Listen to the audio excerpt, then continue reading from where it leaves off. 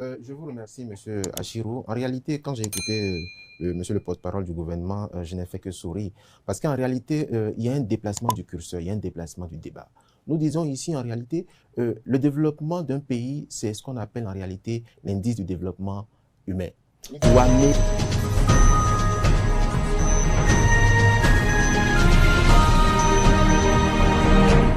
Dit que le Bénin se porte assez mal. Vous avez parlé de la dette qui est colossale et que les réalisations que vous reconnaissez ne sont pas visibles dans les autres villes du pays. Vous avez parlé également de l'absence de création de ressources pour rembourser la dette. Wilfried Ndoumbouedi, vous avez écouté votre vis-à-vis. Qu'est-ce que vous répondez à cela? Est-ce que véritablement, selon vous, le Bénin se porte assez mal? Je vous remercie, M. Achirou.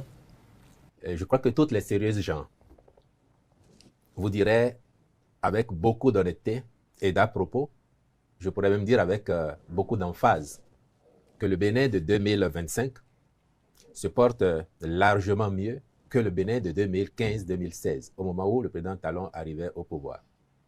Et les constats, ils sont là, visibles dans toutes nos communes, aucune n'ayant été exclue du bénéfice de l'action du président Talon au service de l'État. Ensuite, sur la prétendue dette qui serait colossale, que vos enfants et les nôtres rembourseront, je voudrais vous dire que les dettes que nous remboursons aujourd'hui, ce sont celles que justement, ceux qui sont passés avant ont contracté pour notre pays, sans que nous ayons l'amélioration des conditions de vie là. Ce sont les dettes qui ont été contractées avant et qui faisaient qu'il n'y avait pas d'eau potable à Tchaourou, qu'il n'y avait pas d'eau potable à Banikwara. On vient de les faire là, ce régime. Les dettes avaient été contractées avant. Vous n'aviez pas un réseau routier aussi soutenu, aussi développé que ce qu'on a maintenant. Parce qu'il faut bien le savoir, de 1960 à 2016, au Bénin, nous avions 2000 et poussières kilomètres de routes bitumées, la plupart en mauvais état, sinon dégradées. De 2016 à 2023, nous avions déjà fait plus de 3000 kilomètres de routes totalement réalisées, en cours ou engagées, prêtes à commencer comme chantier. De 2016 à 2023, donc plus de 3000 kilomètres, beaucoup plus que ce qui a été fait 56 ans avant. Malgré toutes les dettes, l'eau potable au Bénin, d'après les chiffres de 2015, début 2016, c'était 42 Béninois sur 100 qui avaient accès à l'eau potable. Mais encore, ce n'était que les chiffres. Parce que dans beaucoup de nos localités, les systèmes d'adduction d'eau potable étaient en panne. Dans beaucoup de nos localités. De 2016 à maintenant, nous sommes à 80% d'accès à l'eau potable. 80% d'accès à l'eau potable. Dans toutes nos localités, aucune commune n'a été épargnée par le programme de mise à disposition de l'eau potable pour nos populations, s'il vous plaît. Oui. Parce que tant on ne voit pas ces choses-là, parce qu'on est dans les bureaux climatisés à Cotonou et qu'on se contente de ce que certains peuvent dire sur les réseaux sociaux sans aller au contact du terrain, les Béninois vous diront qu'ils voient bien l'impact de l'action de l'État sur eux. Les dettes d'avant 2016, qui n'ont pas permis de donner de l'électricité à nos populations, font aujourd'hui que nous avons, malgré la situation qui reste à améliorer, nous avons davantage de disponibilité d'électricité. En 2016, au Bénin, il y avait 7000 lampadaires publics qui fonctionnaient, globalement. 17 000 lampades, 7 000 qui fonctionnaient. Aujourd'hui, vous avez au moins 130 000 lampadaires publics dans le Bénin. Dans toutes les communes, ça se voit, ça.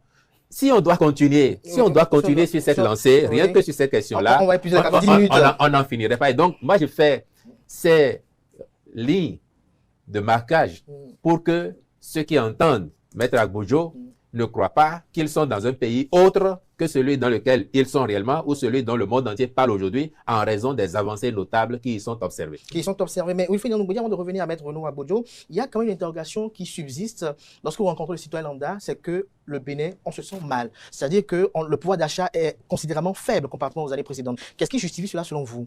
Est-ce votre lutte contre la corruption et l'impunité ou véritablement le fait que, comme beaucoup de gens le disent, l'argent ne circule pas? Bien, si l'argent ne circule pas, le président Talon lui-même vous l'a dit, si l'argent ne circule pas, l'argent il travaille. Parce que... Il travaille, mais on doit rester en vie pour jouir de ses fruits. Heureusement que nous sommes encore là. Nous.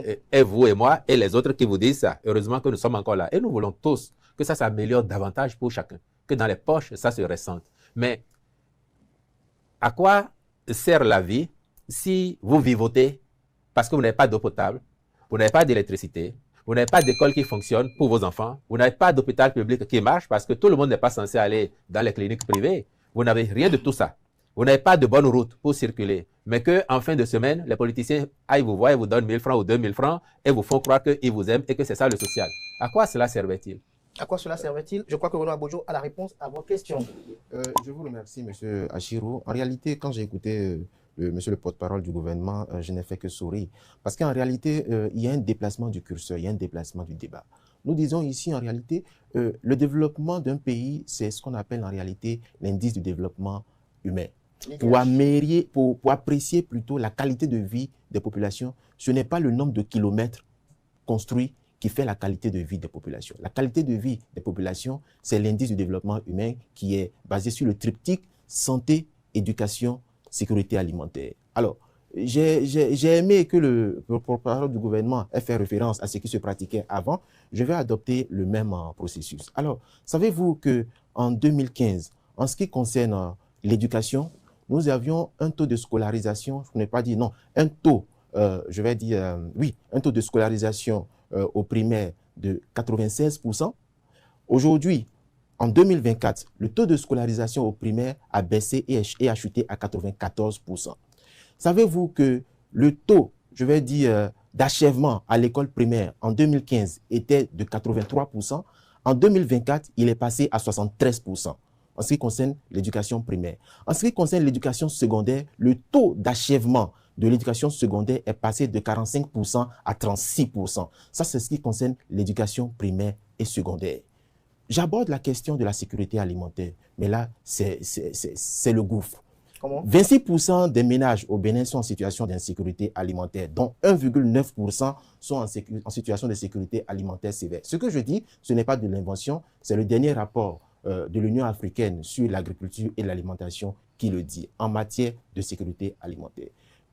Quand j'aborde finalement celui de la santé, l'espérance de vie au Bénin, en 2015, sinon entre 2006 et 2015, l'espérance de vie en 2006 était de 59,5 ans. 59,5 ans. En 2015, l'espérance de vie est passée à 63 ans. Aujourd'hui, après 9 ans du régime de la rupture, l'espérance de vie est restée à 63 ans. C'est-à-dire quoi? Bon, je peux même reconnaître, je peux même leur accorder qu'il est passé à 63,8 ans, donc moins de 1%. Ce n'est pas de l'invention. Toutes les statistiques... C'est pas satisfaisant selon vous? Ça ne peut pas être satisfaisant puisque la marche mondiale de l'espérance de vie, c'est un taux de l'ordre de 4%. Le Bénin n'a pas posé les mesures idoines pour pouvoir améliorer l'espérance de vie. Donc, en définitive... Avant d'aller loin, si vous permettez de vous couper, selon vous, quelles devraient être ces mesures-là dont vous parlez, que vous reprochez au gouvernement? Non, je vais en venir. Aujourd'hui, quand on prend le classement du Bénin en termes d'indice de développement humain, le Bénin, en 2016, était à la 159e position. En 2021, le Bénin a dégringolé et est passé à la 166e position. En 2024, le Bénin est aujourd'hui à la 173e position. Alors, monsieur le porte-parole du gouvernement a beau jeu de dire oui, que le Bénin, aujourd'hui, sous le régime de la rupture, a construit 3000 km de routes. Mais savez-vous que l'UNICEF a déclaré que le régime actuel est celui qui met le moins à disposition de ressources au secteur de la santé? Savez-vous qu'en 2015, 7,5% du budget de l'État en 2015 était alloué au secteur de la santé? Et aujourd'hui, sur la base du dernier rapport d'exécution de la loi de finances, en 2024, seulement 4,5% du budget de l'État ont été alloués au secteur de la santé. Ce qui fait en réalité que les Béninois aujourd'hui, et cela s'explique, puisque quand vous constatez que, comment on appelle ça, les mesures de subvention de nos concitoyens qui souffrent de l'insuffisance rénale ont été supprimées, quand vous allez en Côte d'Ivoire, les frais de dialysés sont pris à 100% par l'État. Quand vous allez au Burkina Faso, idem. Quand vous allez au Sénégal, c'est la même chose. Alors, je ne comprends pas que l'on s'acharne sur des mesures qui, pour nous, je ne vais pas dire superficielles, mais c'est tout comme quand on badigeonne un mur avec un budget de 1 milliard, on fait des graffitis pour un coût de 1 milliard pour de l'esthétique. Ça vous dérange? Non, mais ça dérange la population. Vous savez combien 1 milliard peut sauver en termes de subvention des dialysés? Lequel? Le porte-parole du gouvernement est là pour répondre. Il est la personne la mieux indiquée même. Bien, malheureusement, ça fait tellement d'amalgames et de considérations mises sur la table en même temps. Et puis, on va aborder quelques-unes d'entre elles. Oui, l'IDH, le taux de scolarisation. Pour faire simple, Oui. vous prenez, pour reprendre ces chiffres, hein, vous prenez 7,5% du budget de l'État en 2015, consacré au secteur de la santé, avez-vous dit. Quel était le budget de l'État en 2015? À peine 700 milliards, pour ne pas dire 600 milliards, non exécutés entièrement, à peine. Quel est le budget du Bénin aujourd'hui? Plus de 3 000 milliards. 4% de 3 000 milliards versus 7,5% de 600 milliards, vous voyez ce que ça donne dans le concret. Donc, il ne faut pas qu'on vous affabule avec des taux. Ensuite, vous dites que sur les dialysés, je dis vraiment pour faire simple, hein, 2 ou 3 repères et pour qu'on avance dans le débat. On n'a pas arrêté la prise en charge des dialysés. Ce qui était déjà, la cohorte qui était déjà dans le pipe de l'État continue à être prise en charge par l'État béninois aujourd'hui. Nous aurions aimé prendre en charge tout le monde. Mais s'il vous plaît, lorsque le président Kérékou et le président Yahi ça a commencé sur le président Kérékou, poursuivi sur le président Yahi, ont pris en charge ces dialysés-là, nos frères et sœurs qui souffrent d'insuffisance rénale, et qu'ils ont pris en charge tous ceux qui étaient recensés dans le temps. Vous pouvez faire le point. Hein. En 2016, avril, quelle était la situation? Un point particulier de prise en charge où il n'avait pas tout ce qu'il fallait. Quelques privés qui apportaient du confort, ça ne se passait pas toujours très bien. Aujourd'hui, tout au moins. Nous avons, en dehors de Cotonou qui a été renforcé, nous avons fait Parakou également, nous avons fait Porto Novo pour permettre déjà aux gens de pouvoir être pris en charge plus facilement. Nous avons renoncé à tout ce qui est taxe sur les intrants qui entrent dans la composition de ce qui leur est administré comme produit pour que les prix ne flambent pas parce que nous connaissons les difficultés qu'il y a dans le monde à faire ça. Mais, plus important, tout ce qui était là en 2016, comme j'ai dit, ont continué à être pris en charge. Mais quand on le faisait jusqu'en 2016, à côté, personne ne s'occupait encore de ceux qui avaient des pathologies cardiaques, qui sont aussi des enfants du Bénin et qui ont le droit à la solidarité nationale. Parce que la problématique de l'État, c'est exactement la problématique des pères et mères de famille qui ont des enfants, qui ont des besoins divers, et il faut pouvoir apporter à chacun, à défaut de les satisfaire entièrement et tous à la fois, apporter à chacun le minimum qu'il faut ou l'essentiel qu'il faut pour lui permettre de tenir en attendant un mieux-être intégral. Donc, je dis que jusqu'en 2016, par exemple, personne ne s'occupait de nos compatriotes qui, eux, avaient des problèmes au cœur. Aujourd'hui, tout en maintenant la cohorte de ceux qui étaient déjà à la charge de l'État comme dialysés, nous faisons, s'il vous plaît, vous pouvez faire les chiffres, même ceux qui étaient dialysés jusqu'en 2016, c'était 400 et quelques, c'est beaucoup, mais ce n'est pas les mêmes coûts non plus, la prise en charge. Si vous allez faire une intervention pour quelqu'un qui a un problème de cœur, vous pouvez dépenser à l'instant peut-être ce qu'on dépenserait pour une autre personne sur quelques années. Et on a, à ce rythme-là, pris en charge au moins la centaine de nos compatriotes qui ont ces problèmes-là. Ça n'est pas rien, je disais. Quand on faisait ça en 2016 et qu'il y avait 400 et quelques personnes dialysées, toutes prises en charge par l'État, dans nos écoles, les cantines scolaires impactaient 250 000 enfants maximum pendant 20 jours dans l'année scolaire qui compte 180 jours. Aujourd'hui, les cantines scolaires, ce n'est pas moins de 1 300 000 enfants, 180 jours sur 180 jours.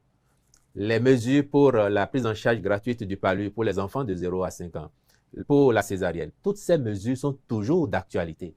Donc, vous ne nous prendrez pas à ce jeu-là de dire qu'il ne s'occupe pas des plus faibles. Non. Et vous voyez, toutes les actions sociales au profit des couches les plus défavorisées, quand on ne les a pas maintenues, on les a amplifiées. Et on fait ça aussi parce qu'on lutte efficacement contre la corruption pour permettre que l'argent de l'État reste dans les caisses de l'État. Et contrairement à ce que vous avez entendu tout à l'heure, qui vous laissait croire qu'on ne produit pas pour rembourser la dette, c'est totalement faux parce que aujourd'hui, oui, les régies de l'État mobilisent au moins 2 000 milliards de francs CFA l'an. Au moins 2 000 milliards. Vous prenez les régies douanes, impôts, au moins 2 000 milliards de francs CFA l'an. Par rapport à il y a 9 ans, où on était à peine à 200, 300 milliards, vous voyez très bien qu'on produit davantage. Et si on arrive à lever du financement sur le marché international, c'est encore parce que nous sommes crédibles. Basiquement, on dit bien qu'on ne prête qu'aux riches. Nous remboursons nos dettes. On a commencé à rembourser. Il n'a pas échappé à Maître Agbojo. Les dettes contractées sur Patrice Talon? Il n'a pas, évidemment. On paye le service de la dette. Autant ce qui était en cours que ce qui se fait aujourd'hui. Et il n'a pas échappé à Maître Agbojo que pendant le Covid, lorsqu'il a été décidé de faire une remise de dette intégrale aux pays africains, parce qu'ils seraient les plus fragiles, votre pays, notre pays, a été le seul à dire « je ne veux pas de cette aide-là, moi je veux rembourser ma dette » et nous l'avons toujours fait à satisfaction jusqu'à l'heure où je vous parle. Ce sera encore le cas demain parce que nous avons travaillé à bâtir une économie solide, résiliente qui malgré les chocs extérieurs résiste et tient la route. Les chiffres ne nourrissent pas, c'est vrai, mais l'année dernière, c'est 7,5% de croissance que nous avons réalisé. Si on vient vous abreuver de statistiques, de chiffres qui n'ont pas toujours prise sur la réalité ou qui ne sont qu'un pan de la réalité, ça ne vous permet pas d'avoir une lecture objective de la situation. En quelques secondes, Wilfried Ndiaye, dites-nous, lorsque vous écoutez en privé le personnel politique qui soutient votre gouvernance, ils ne sont pas d'avis totalement avec ce que vous défendez aujourd'hui. Certains estiment que les choses sont davantage dues et régentées, pour ne pas dire centralisées. Régentées ou centralisées? Les choses sont dues dans quel sens? Qu'on n'arrive plus à voler comme avant ou quoi? Quelle est la finalité de l'action publique? Est-ce que ça n'est pas de faciliter la vie aux populations? Je dis faciliter, je ne dis pas habituer à la facilité. Vous voyez la nuance? Faciliter la vie aux populations. Et puis on vous dit, vous aviez en 2016 42 personnes fictives qui avaient de l'eau potable. Aujourd'hui, vous avez sur 100, aujourd'hui, vous avez au moins 80 personnes.